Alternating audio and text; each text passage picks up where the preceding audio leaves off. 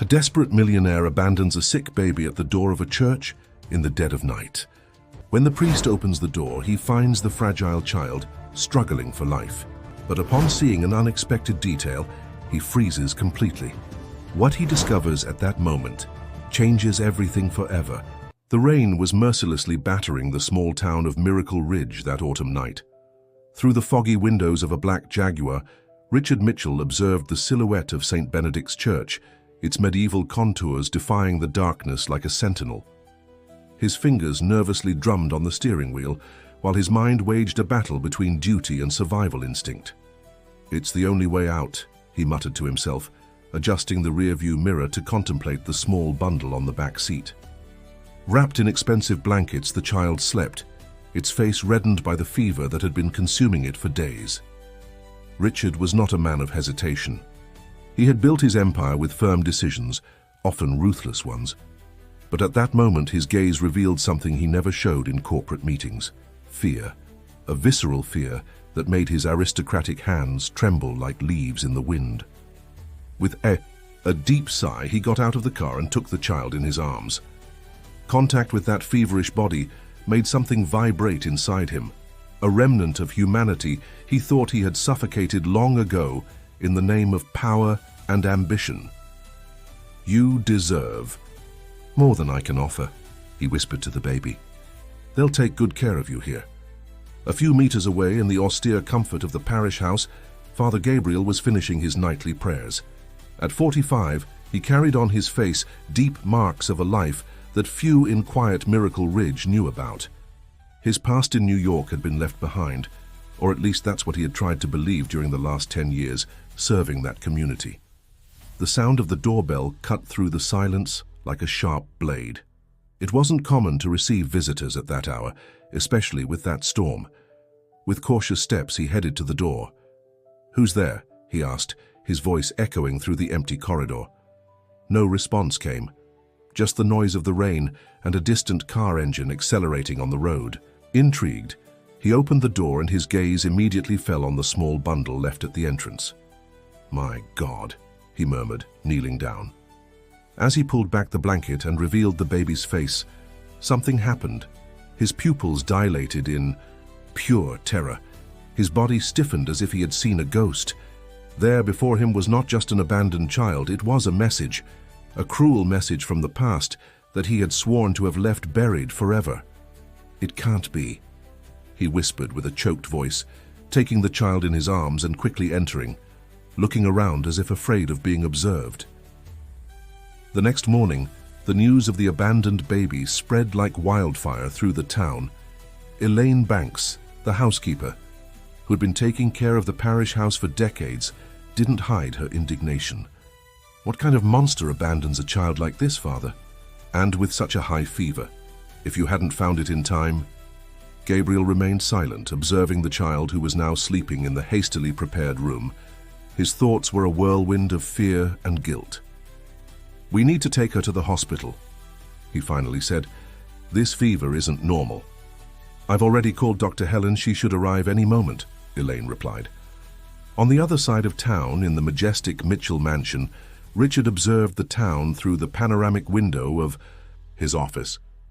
His phone rang, displaying a number he knew well. "It's done," he said dryly. "Are you sure no one saw you?" asked the female voice on the other end of the line. "Absolutely. The child is safe in the church now." "And the documents?" "I left them with her as we agreed." Silence weighed between them before the woman broke the ice again. "You did the right thing, Richard. It was the only way out." "The right thing?" He laughed bitterly. "Since when is abandoning a child the right thing? You know very well that this child could never be part of your life. The scandal would destroy everything we've built."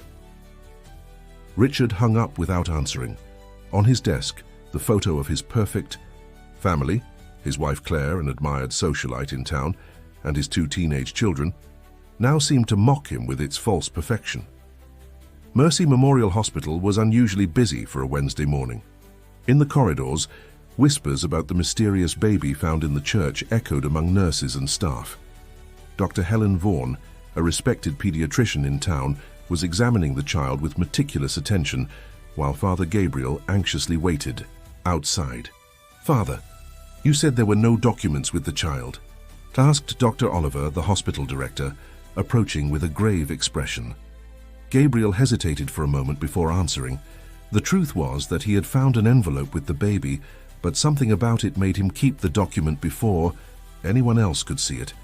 "Nothing, doctor. Whoever left the child didn't want to be identified." At that moment, the door of the consultation room opened, and Dr. Helen came out with a worried expression. "The situation is more complicated than we imagined," she announced, removing her glasses. "The child shows symptoms consistent with infantile Takayasu syndrome. It's an extremely rare condition that affects the blood vessels." "And the treatment?" inquired Gabriel, his face losing color. "Possible, but complex. We'll need specific tests, imported medication," she hesitated, "and, unfortunately, expensive ones."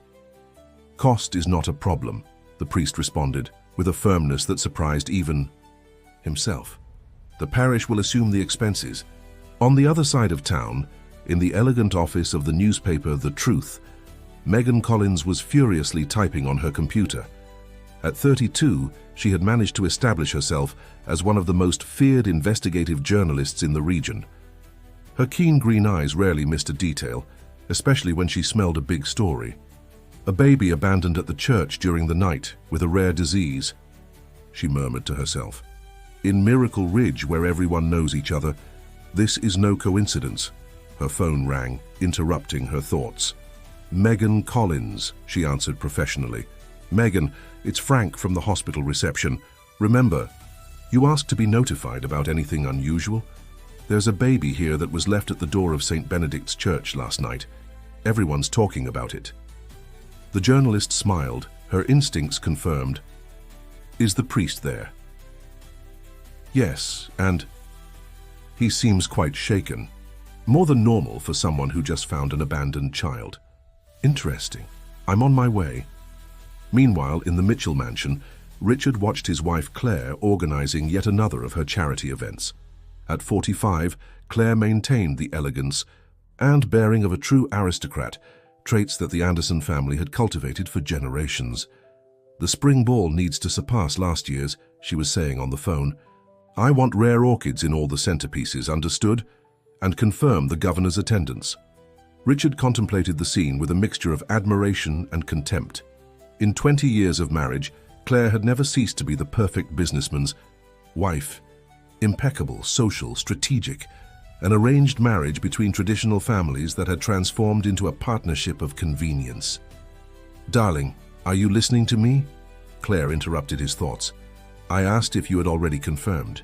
Mitchell Enterprises sponsorship for the new children's wing at the hospital." "Not yet," he answered dryly. "What do you mean, not yet? It's the most important social project of the year. All the elite will be involved." "I have other priorities at the moment." Claire narrowed her eyes, analyzing her husband with the insight of someone who knew his moments of disturbance well. "Has something happened that I should know about?" Before he could answer, the mansion's security guard interrupted. "Sir, Dr. Xavier Allen is here. He says it's urgent." Richard visibly tensed. Xavier was his personal and trusted doctor. If he was there without being called, the matter could only be one thing. "Send him in. I'll be in my office." At the hospital, Megan had managed to infiltrate the corridors using her charm and press credentials. From a distance, she observed Father Gabriel talking with the doctors, analyzing each expression, each nervous gesture. "Infantile Takayasu syndrome," she murmured to herself, noting in her pad after overhearing a nurse comment. Her cell phone vibrated with a message that made her heart race. "Black Jaguar seen near the church around midnight. Plate partially identified, MTL." Megan smiled. MTL, Mitchell, the most powerful family in town. Could it be possible? In his mansion office, Richard faced Dr. Xavier with apprehension. "The results have arrived," said the doctor, handing over an envelope. "The genetic compatibility test was negative. The child is not compatible with you for the transplant." Richard closed his eyes, leaning heavily on his desk. "So there's no hope for Emily." Emily Mitchell, just 8 years old, slept peacefully in the luxurious room of the private pediatric wing at Mercy Memorial Hospital.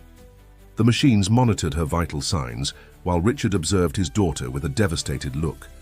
The girl suffered from a rare degenerative disease that affected her immune system, and the only hope was a bone marrow transplant with high genetic compatibility. "We still have other options, Richard," said Dr. Xavier, placing his hand on his shoulder. "There are international donor banks, new experimental therapies." "How much time does she have?" Richard cut in, his voice low so as not to wake his daughter. "With the current treatment, 6 months, maybe a year." The businessman clenched his fists tightly. It wasn't an acceptable answer for a man accustomed to buying solutions. His youngest daughter, the only person for whom he felt genuine love, was slipping through his fingers like fine sand. "Do whatever is necessary. Money is not an issue." At the other end of the same hospital, the abandoned baby was receiving its first treatments. Father Gabriel hadn't left its side for a moment, which aroused even more curiosity from Megan, who continued her discreet observation. "Father," she finally called, approaching with her best journalistic smile. "Megan Collins from the Truth newspaper. May I have a word about the child that was found?" Gabriel visibly stiffened. He knew the reporter's reputation well. Relentless. In pursuit of stories, especially those involving elite scandals. "There's not much to say, Miss Collins. A child was abandoned. We're taking care of it." "And the envelope you kept before anyone could see?" she asked, firing without warning. The priest's face paled. "I don't know what you're talking about." "I have a witness who saw you hiding something in the pockets of your cassock when you picked up the child. It would be easier if we talked openly, don't you think?" Before Gabriel could respond, a woman of approximately 35 years burst into the corridor, her heels echoing on the porcelain floor. She was dressed with discreet elegance, but there was something intensely disturbing in her brown eyes. "Where is the baby?" she asked a nurse without preamble. "The baby that was found in the church."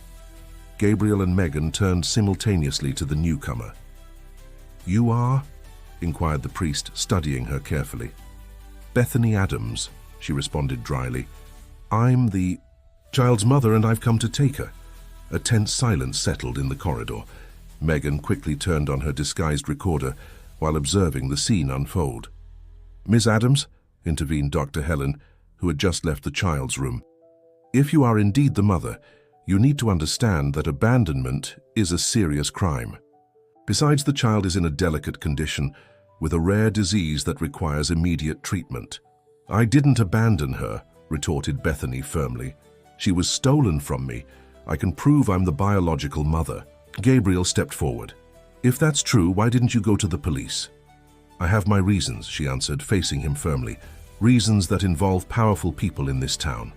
The look between the two lasted longer than natural, as if they were engaged in a silent battle. Megan noticed the detail and made a mental note.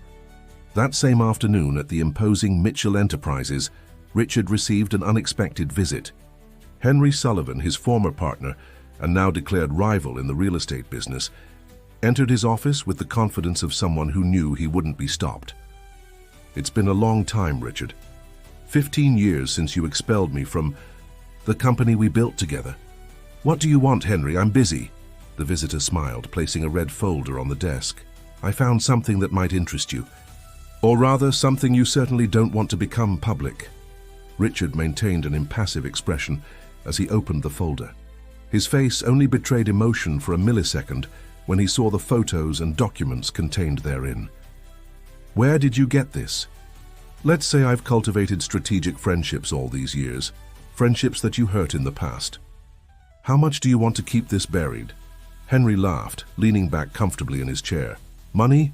No, Richard. What I want is much more valuable. I want justice, and I want to see you lose everything exactly as you did to me." At the church, late in the afternoon, Father Gabriel locked himself in his office after ensuring that Bethany Adams was temporarily prevented from taking the child. He needed time to think. With trembling hands, he removed the envelope he had hidden and opened it again. Inside was a blank birth certificate, a flash drive, and a handwritten note that made him break into a cold sweat. Gabriel, you recognized the child, didn't you? You always knew this day would come. It's time to pay for your sins. We will all pay. The priest fell to his knees, his world crumbling around him. The child was not just an innocent victim. It was the key to a past that he had desperately tried to forget, a past that irremediably connected him to Richard Mitchell, to Bethany Adams, and to a secret buried 20 years ago in the depths of Miracle Ridge. "You're completely obsessed with this story," commented Carl, the newspaper's editor-in-chief, watching Megan reorganize the investigation panel in her office. Photos, clippings, and notes formed a complex web, connected by red threads. "It's not just a story, Carl," she replied without taking her eyes off the documents. "It's a scandal involving the most powerful families in this town. I'm talking about the Mitchells, the Andersons. And what do you have so far besides coincidences and theories?" Megan smiled enigmatically before pointing to a photo. "I have this. The license plate of the Jaguar seen near the church that night belongs to the vehicle registered under Mitchell Enterprises. That doesn't prove anything. Richard Mitchell has dozens of corporate cars." "Yes, but look at this." She showed another photo. Bethany Adams, the supposed mother who appeared claiming the child. "I discovered she worked as an executive secretary for Richard about 9 months ago before suddenly resigning." Carl adjusted his glasses, now genuinely interested. "You think the baby is the product of an affair between them?" "That would be the most obvious, but there's something that doesn't fit." Megan approached the board, observing Father Gabriel's photo. Why did the priest react that way when he saw the child? And why did he hide documents that were with the baby? There's a deeper connection here. Meanwhile, at the hospital, little Emily was receiving a visit from her mother. Claire Mitchell maintained her aristocratic composure, even in adversity, but her eyes betrayed the anguish of a mother watching her daughter waste away. "Mummy, where's Daddy?" asked the girl in a weak voice. "Working, darling. You know how busy your father is." The truth, however, was that Claire had no idea where Richard was. In recent days, her husband had become more distant and secretive than ever.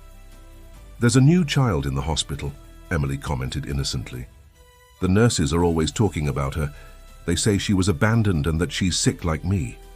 Claire froze for a moment, a terrible suspicion forming in her mind. "Really? And what else did you hear, darling?" "That she needs special treatment. Like me. Mom, could we be friends?" Claire's forced smile barely concealed her inner turmoil. "Maybe, darling. Now rest." Upon leaving the room, Claire headed directly to the ward where she knew the mysterious baby was. From a distance, she observed the doctors discussing the case and caught fragments of the conversation about genetic compatibility and experimental treatment. A shiver ran down her spine as a dark suspicion began to take shape. In the Sullivan mansion, Henry examined old documents in his luxurious office. The walls displayed newspaper clippings about his fall and subsequent resurgence in business. In every corner, there were reminders of his old grudge against Richard Mitchell. "Did you get what I asked for?" he asked when his assistant entered the room. "Yes, sir." She handed over an envelope. The complete report on Father Gabriel before he came to Miracle Ridge. His real name was Gabriel Adams. Apparently, he abandoned a promising career as a doctor in New York to become a priest. "Adams?" Henry narrowed his eyes. "Like Bethany Adams?" "Exactly, according to the information, they're siblings." A satisfied smile formed on Henry's face. "The pieces are starting to fit together. Continue investigating their connection with Richard." In the modest apartment where she was temporarily living, Bethany struggled against her own memories. Old photos spread on the table showed a different woman, younger, smiling, wearing a white coat alongside her brother Gabriel. Both promising doctors in New York before everything fell apart. Her phone rang, displaying a blocked number. "Bethany Adams," she answered dryly. "You shouldn't have come back," said the male voice on the other end. "We had an agreement."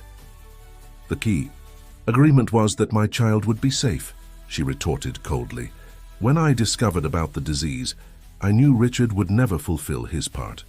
You have no idea of the game you're getting into." "On the contrary," she replied, "I finally understood the game, and I know exactly how to win it." After hanging, Bethany took an old golden key kept in a medallion. It was time to open the safe she had kept locked for 2 decades. At St. Benedict's Church, Gabriel was facing his own demons as he watched the video contained on the flash drive. The images, recorded 20 years earlier, showed a clandestine laboratory where young doctors conducted unauthorized experiments. Among them, a young Gabriel and his sister Bethany, working under the supervision of a man whom the priest immediately recognized, Richard Mitchell's father. "My God," he murmured as he saw the next scene, a fire consuming the laboratory while people ran desperately. The video ended with a clear message. The truth about Project Genesis needs to come to light. The child is the living proof. With trembling hands, Gabriel picked up his phone and dialed a number he had sworn never to use again. "Bethany, we need to talk. The past has come back to haunt us." At Mercy Memorial Hospital, Dr. Helen was perplexed, examining the new results of the abandoned child's tests. "This is scientifically impossible," she murmured to herself. The baby presented genetic markers that she had never seen in her entire career, markers that, coincidentally, could be the key to saving little Emily Mitchell.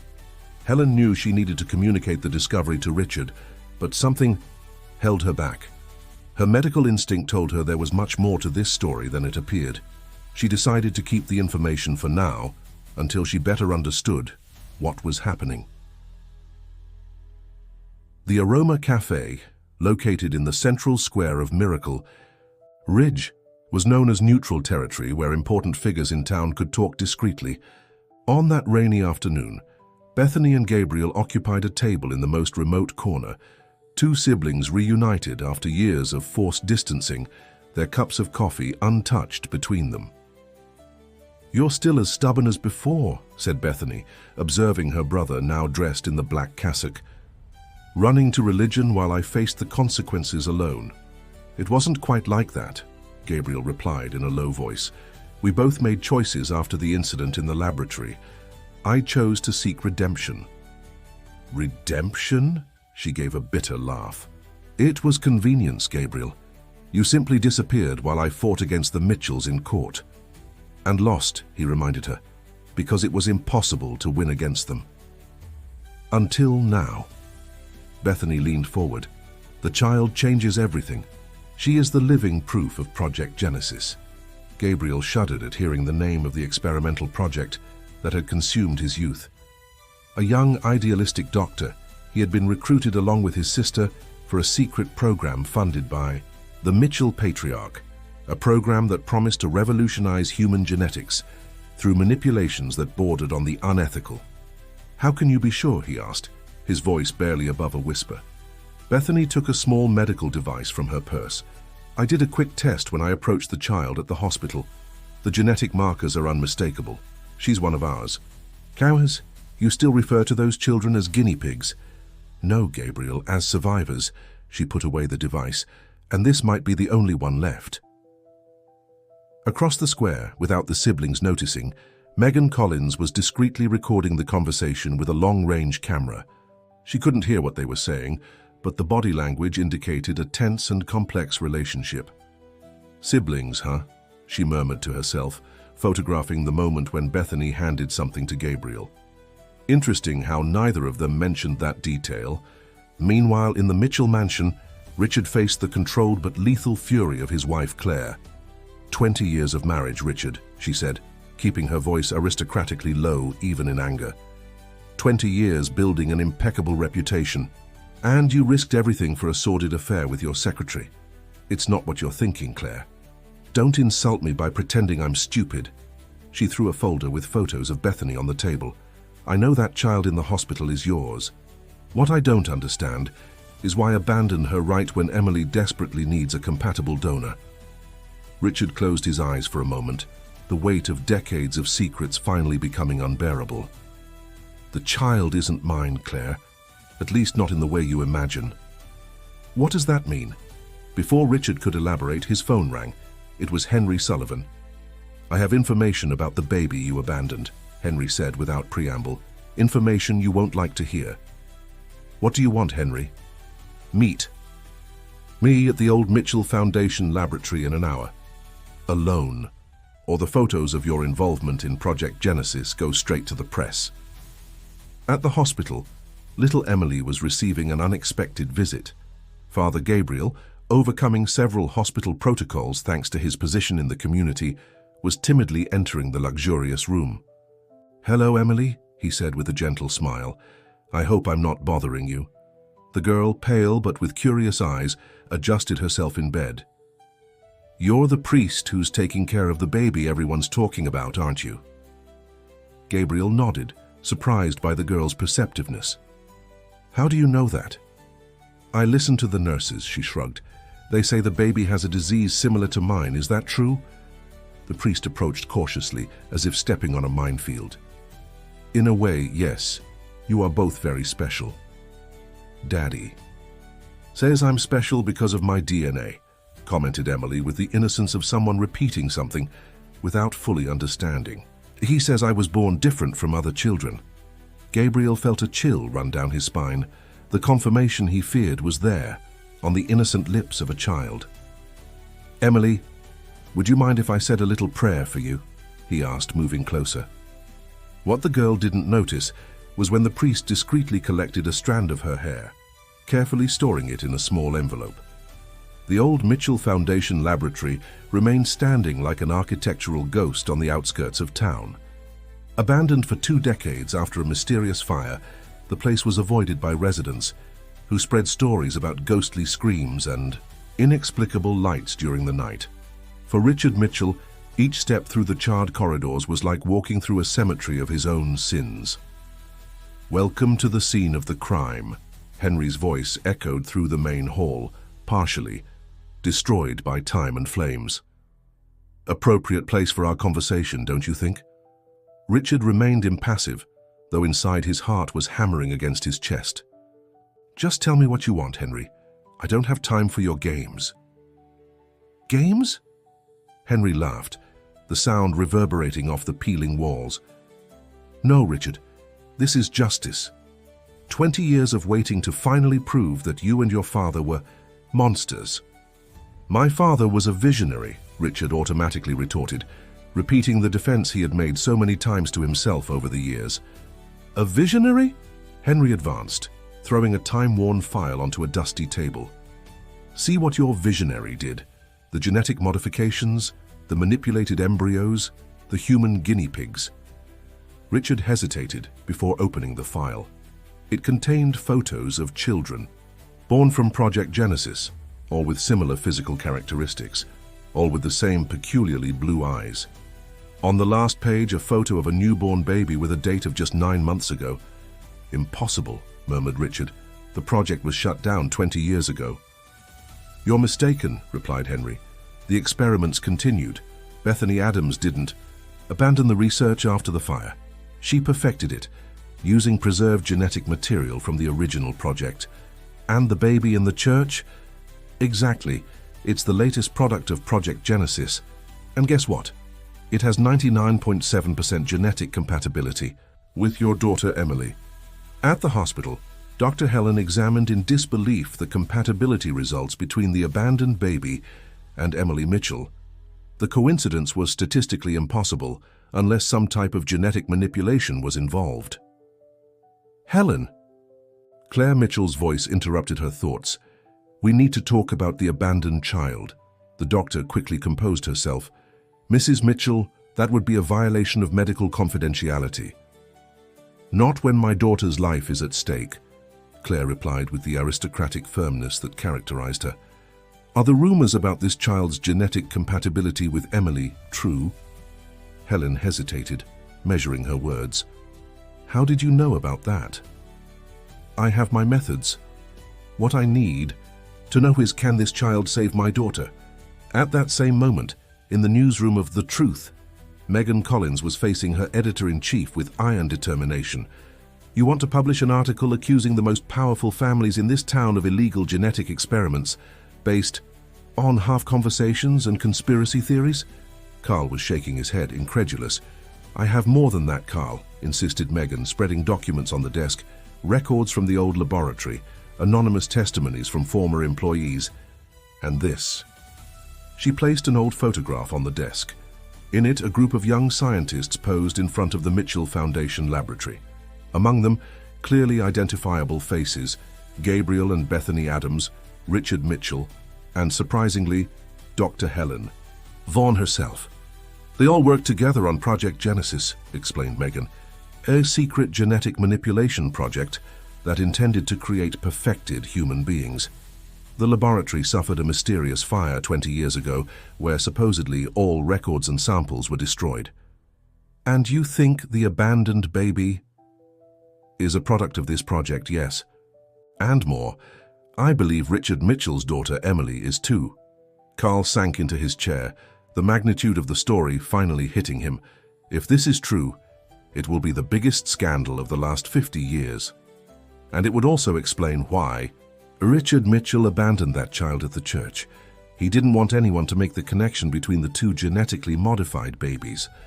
At St. Benedict's Church, Gabriel was carefully analyzing the results of the homemade test he had conducted, comparing Emily's DNA with that of the abandoned baby.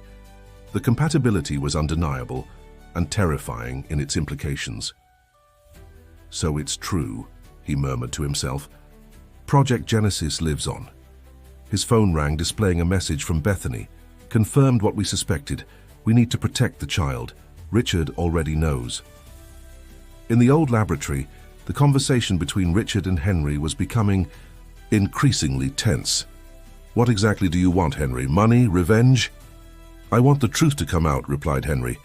I want everyone to know what you and your father did, how you played God, manipulating human lives, how you allowed innocent people to die in the fire to cover up your crimes.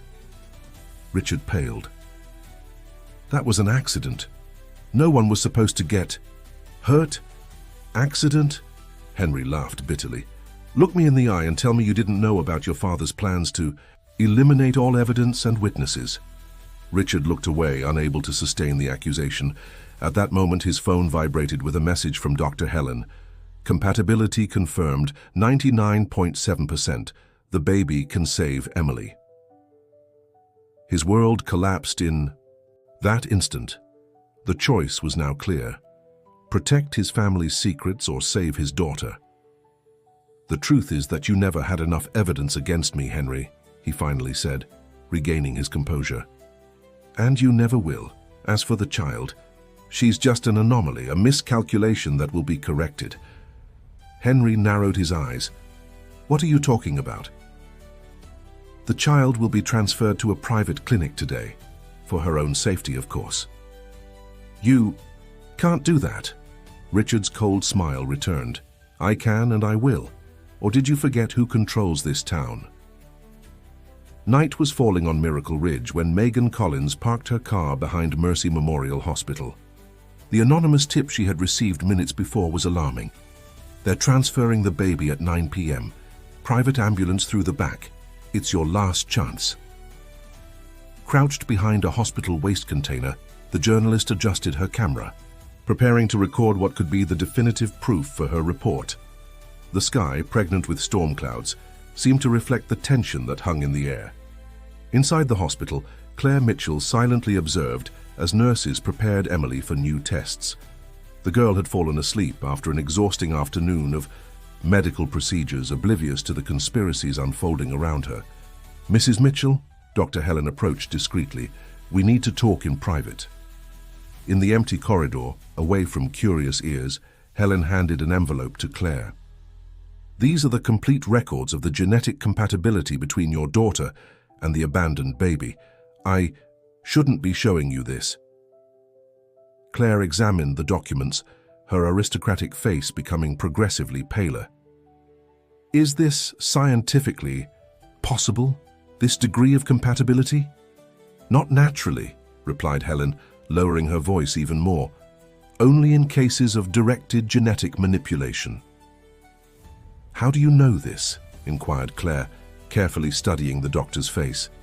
Helen hesitated, decades of secrets weighing on her shoulders. Because I was there, Claire, at the beginning of Project Genesis. At that same moment, in the room where the abandoned baby was resting, Father Gabriel was facing his own moral battle. Dressed as a member of the medical team, a disguise provided, by his sister Bethany. He was preparing to remove the child before the transfer ordered by Richard. "Are you sure about this, Gabriel?" asked Bethany, nervously watching the door. "If they catch us, it will be the end of everything." "If we don't do this, it will be the end of this child," he replied, gently wrapping the baby in blankets. "Richard will never allow her to live after he gets what he wants for Emily. And where will we go? I have a friend at the monastery in the mountains. We'll be safe there until we figure out what to do." In the back parking lot, Richard Mitchell was personally supervising the final preparations for the transfer. 2 trusted nurses and a private doctor were waiting with an unidentified ambulance. "I want this done quickly and without witnesses," he instructed. "The child needs to arrive at the clinic in perfect condition." "And afterward?" asked the doctor, a man with a cold look and questionable resume. "Afterward, we'll worry about the compatibility for Emily," replied Richard, avoiding elaborating more details in public. What none of them noticed was Henry Sullivan observing everything from his car, strategically parked across the street. With a small directional listening device, he was recording every word exchanged between Richard and his team. "Finally," murmured Henry to himself, a smile of satisfaction forming on his lips as he recorded the conversation. "The proof I needed." Inside the hospital, tension reached its peak when an alarm began to sound. On the central monitor of the nursing station, the abandoned baby's room was flashing red, indicating a medical emergency. "Code blue in room 304, announced the head nurse over the sound system. "Emergency team immediately." Richard paled, running back to the hospital.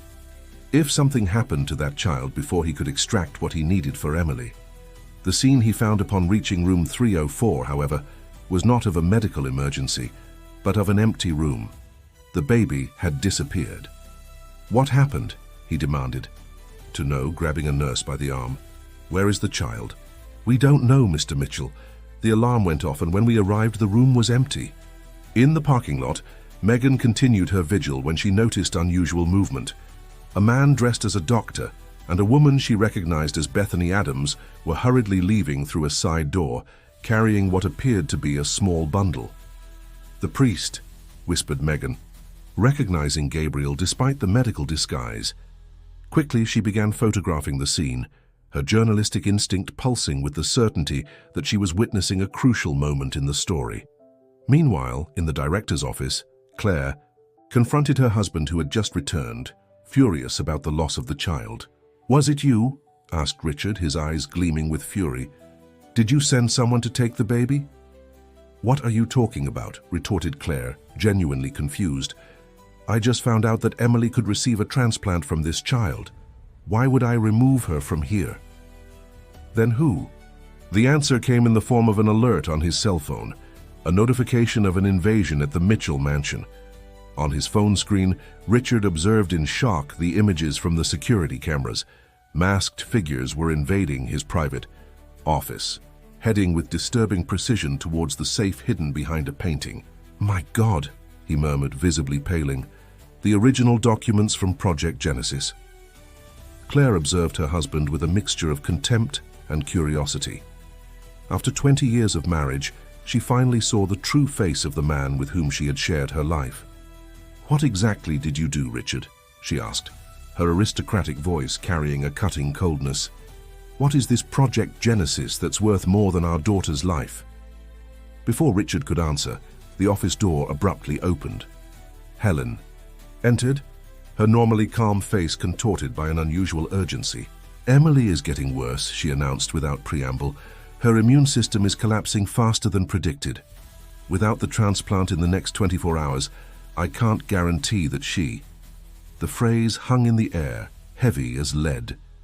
Richard felt the world spin around him as the consequences of decades of manipulations, lies, and unethical experiments finally converged to a single point: his daughter's life. On the winding road leading to the mountains, Gabriel drove hastily, while Bethany kept the baby protected in her arms. The storm that had threatened all day finally broke, transforming the road into a treacherous path of slippery curves. "Do you think we'll be able to shake them off?" asked Bethany, nervously checking the rearview mirror. "We have to," replied Gabriel, his knuckles white from gripping the steering wheel so tightly. "This child is the last living witness of what we did.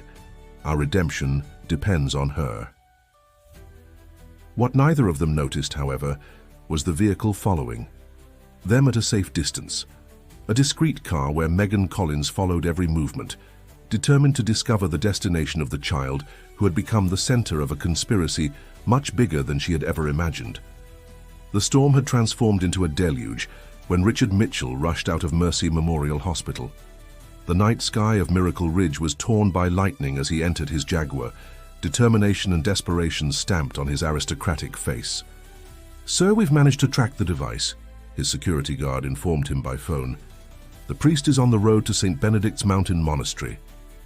"I want all exits from the city blocked," ordered Richard. "No one approaches or leaves that mountain without my authorization." As he drove at high speed through the soaked streets, fragments of his life paraded before his eyes, like pieces of a dark puzzle. His father's scientific legacy, the genetic experiments, the accidents that eliminated inconvenient witnesses. All this he had accepted, justified, and perpetuated in the name of progress and family fortune. But Emily had changed everything. The only person he genuinely loved now depended on the fruits of that obscure past to survive. In the Mitchell mansion, Claire was facing her own revelation as she opened the folder that Helen had handed her moments before. Before her eyes, the truth about her own daughter unfolded in cold scientific terms. Emily was not just a child with a rare disease, she was a product of genetic manipulation, a perfected prototype of Project Genesis. "My daughter," she murmured, the aristocratic tears finally breaking the composure of 2 decades. "What did they do to my daughter?" At her side, Helen offered silent support, carrying her own burden of guilt. "He never told you, did he? That Emily was conceived in a laboratory using experimental genetic technology?" "Why?" asked Claire, her voice almost inaudible.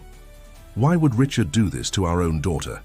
Because the Mitchell patriarch was obsessed with the idea of creating genetically superior human beings, and Richard, desperately seeking his father's approval, offered his own marriage as an experimentation field. On the road to the mountains, Gabriel and Bethany's vehicle was facing increasing difficulties. The storm had made the path almost impassable, with landslides partially blocking the winding road. "We won't be able to reach the monastery in these conditions," observed Bethany, protecting the baby who slept serenely, oblivious to the chaos around her. "I know an abandoned cabin near here," replied Gabriel, straining to see through the rain-battered windshield. "We can shelter there until the storm passes." A few meters behind, Megan Collins struggled to keep her own vehicle on the road while discreetly following the priest's car. The journalist felt she was about to unravel the mystery that could define her career, and possibly forever, change the fate of Miracle Ridge. Her phone rang, displaying her editor's name. "Megan, where the hell are you? The entire town is in an uproar. There are rumors that the baby was kidnapped from the hospital." "I'm following the priest and Bethany Adams," she replied, focused on the treacherous road. "They have the child, driving towards the mountains." "Do you have any idea of the danger? Richard Mitchell has mobilized his men throughout the city. There are barriers being set up at all exits." "It's too late to turn back, Carl. This could be the biggest story of my life." On the other end of the line, her editor sighed. "Just be careful. And Megan, I have information about Project Genesis. A former laboratory employee contacted us." "What did he say?" "That the project wasn't just about genetic manipulation. It was about creating a lineage of people with extraordinary regenerative capabilities, DNA that could heal itself and others." Megan felt a shiver that had nothing to do with the cold of the storm. "That would explain why the baby is compatible with Emily." "Exactly. But there's more. The informant says Richard isn't the mastermind behind this. He's just a pawn in a much bigger game." In the abandoned cabin in the mountains, Gabriel was lighting a small fireplace while Bethany accommodated the baby in an improvised bed made with the coats they had brought. "It's ironic," commented Bethany, observing the child. "We spent years developing this project, convinced we were creating the future of humanity. And now we risk everything to protect the only evidence of our mistakes." "They weren't just mistakes, Bethany," replied Gabriel, his face illuminated by the dancing flames. "It was arrogance. We played God without considering the consequences." Like this child, she gently caressed the baby's face. Conceived to be perfect, but born with a condition that makes her simultaneously precious and vulnerable. Gabriel approached, observing the baby with a thoughtful look. "You never told me who the biological parents are." Bethany hesitated, years of secrets weighing on her conscience. "The eggs were mine," she finally confessed, "preserved from the original project before the fire." "And the father?" "Combined DNA from several donors from the original project, including—" She avoided his gaze. "Yours, Gabriel." The priest paled, the revelation hitting him like a physical blow. "So this child is—" "Genetically, yes. She's your daughter too, our daughter." Before Gabriel could fully process the information, the noise of an approaching engine interrupted the conversation. Through the foggy window they spotted headlights. "They found us," whispered Bethany, automatically protecting the baby with her body.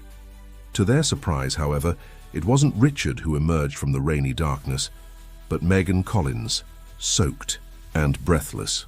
"We need to leave here now," she announced without preamble. "Mitchell's men are climbing the mountain. They've blocked all the roads, but I know an alternative path through the forest."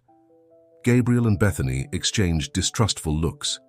"Why would you help us?" questioned Bethany. "Because I know the truth."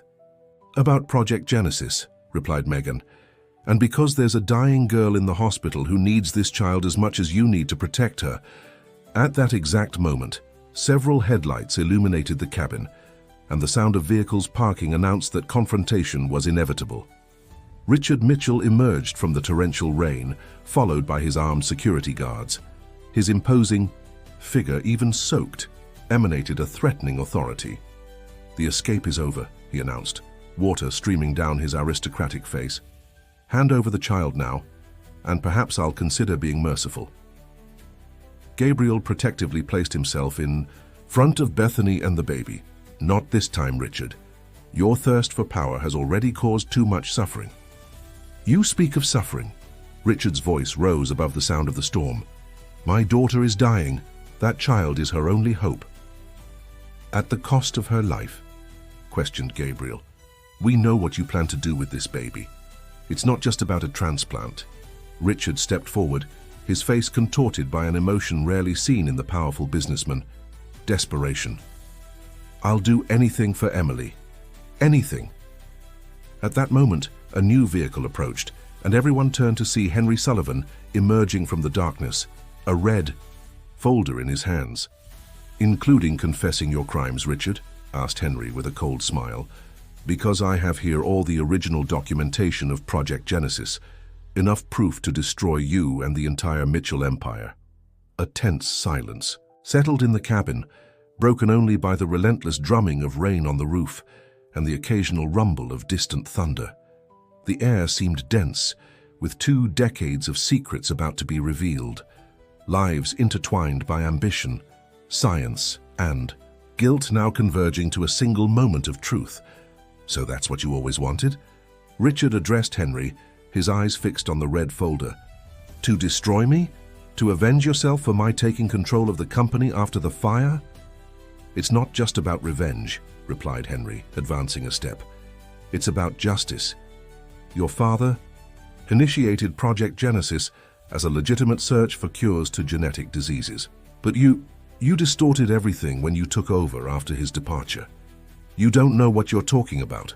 Richard shook his head. "My father was the real monster in this story. I was just trying to fix his mistakes." Gabriel, still, protectively positioned in front of Bethany and the child, studied the 2 men carefully. "Neither of you is being completely honest," he observed. "There's something more to this story, isn't there?" It was Megan who stepped forward, her journalistic instinct catching the loose threads of the narrative.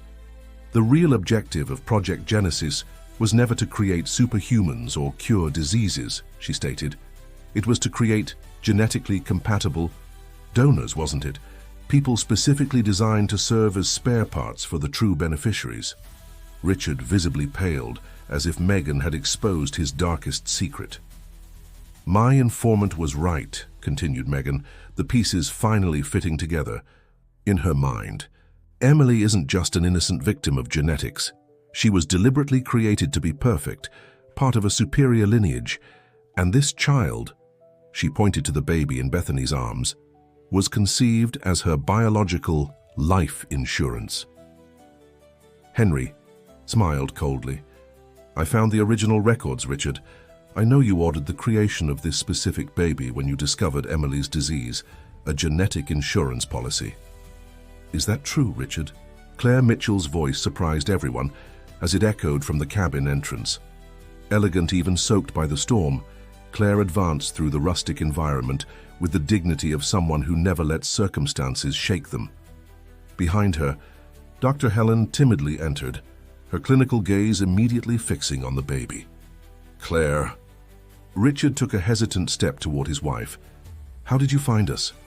"I followed Helen," she replied coldly, "after discovering the whole truth about our daughter, about how you transformed her into a genetic experiment, how you plan to sacrifice this innocent child to save her." Richard looked away, unable to face the accusation in his wife's eyes. "I only wanted the best for Emily." "No," Claire cut in. "You wanted the best for the Mitchell legacy, for your empire. Emily was always just an extension of your ambitions." Helen approached the group, her professional voice cutting through the tension. "Emily doesn't have much time. We need a decision now." Bethany, who had remained silent, protective, finally spoke.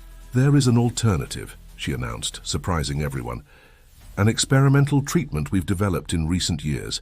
Based on modified stem cells, it wouldn't cause permanent damage to the baby." "And you expect us to trust you?" questioned Richard, incredulous. "You don't have a choice," replied Gabriel, "because legally this child is our daughter. Bethany's DNA, my DNA, created with genetic material that you stole from the original laboratory after the fire." Claire turned to her husband, horrified. "You knew about this?" "The DNA was perfect for creating the compatible donor that Emily would need," admitted Richard, his voice low. "I just prepared for the worst possible scenario." Megan, who was mentally recording each revelation, intervened. "So the baby was created specifically to save Emily, in case she developed complications from the original genetic treatment." "The project was never perfect," explained Helen, her guilty look. "We knew that the modified children could develop autoimmune complications in puberty. Richard wanted a biological insurance." A soft cry interrupted the conversation. The baby had awakened, its extraordinary blue eyes curiously observing the group of adults around it. "Is a treatment that saves both children really possible?" asked Claire, cautiously approaching Bethany. "Yes," confirmed Bethany, "but we need to act quickly and we need everyone's cooperation." Richard stared long at the baby, then his wife, and finally the others present. In his eyes, something rare emerged, genuine vulnerability. "What do we need to do?" he finally asked. 3 days later at Mercy Memorial Hospital, a revolutionary medical procedure was being performed under absolute secrecy, using modified stem cells from the baby, now officially baptized as Michael, and an experimental protocol developed by Bethany and Helen. Emily was receiving the treatment that could reverse her autoimmune condition without compromising the health of the small donor. In the waiting room, an unlikely group waited in tense expectation, Claire sitting elegantly, her hands occasionally seeking comfort in Father Gabriel's, Megan conversing quietly with Henry Sullivan, and Richard isolated in a corner, carrying the weight of his past choices. "Why haven't you published the story yet?" Henry asked Megan, indicating the red folder that was now in the journalist's possession. "You have all the proof you needed." "Some stories deserve a different ending," she replied, observing Richard. "Besides, the real report isn't about the scandal, but about the revolutionary treatment that can save thousands of children with similar conditions." The door of the surgical center finally opened, and Helen emerged, exhausted but with a discreet smile on her lips. "It worked," she announced simply. Claire let out a contained sob, while Gabriel closed his eyes in a silent prayer of gratitude. Richard remained motionless, as if fearing that any movement could undo the newly announced miracle. "Both children are fine," continued Helen. "The procedure was a success. Emily already shows signs of recovery and Michael suffered no harm." "Michael?" Richard looked up, surprised by the name. "Gabriel and I baptized him yesterday," explained Bethany, appearing behind Helen. "We thought it appropriate to give him an angel's name, considering his role in this story." 6 months later, Miracle Ridge was witnessing profound transformations. The headline in the Truth newspaper hadn't exposed a scandal, but announced a medical revolution. Pioneering treatment developed in Miracle Ridge promises cure for rare autoimmune diseases. The old Mitchell Foundation laboratory was reborn as a legitimate research center, directed by Bethany and Helen, with partial funding from Mitchell and Sullivan companies, now in an unlikely partnership.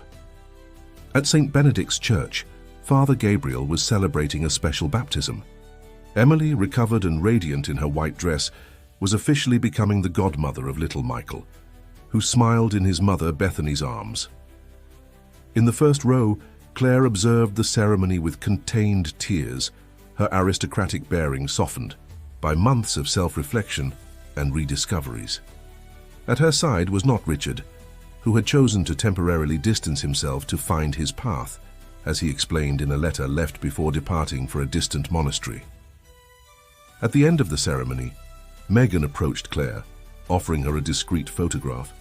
In it, Richard appeared in simple work clothes, helping in the construction of a children's hospital in a remote community. "I thought you'd like to know," the journalist commented softly. "Some people really do find redemption." Claire smiled, keeping the photo. "We all deserve a second chance, that's what Michael taught us." At the church exit, under the golden light of the evening, Gabriel and Bethany observed the 2 children playing in the garden, Michael crawling after a patient and protective Emily. "Do you think we did the right thing by not revealing the sea?" "Whole truth?" asked Gabriel, still tormented by fragments of guilt. "The most important truth was revealed," replied Bethany, observing the children, "that we are responsible for our creations, that science without ethics is just another path to destruction, and that even from the most terrible mistakes something beautiful can be born," completed Gabriel, his gaze fixed on the children who, against all odds, had become symbols of hope and redemption. In the distance, at the limits of the town, Richard Mitchell contemplated Miracle Ridge one last time before departing. On his face, no longer the mask of the ruthless businessman, but the serene expression of someone who had finally understood the true meaning of legacy. It wasn't the corporate empires or accumulated fortunes that would remain, but the gestures of genuine love, the ethical choices, and the courage to start anew that would define his true value in the great book of life.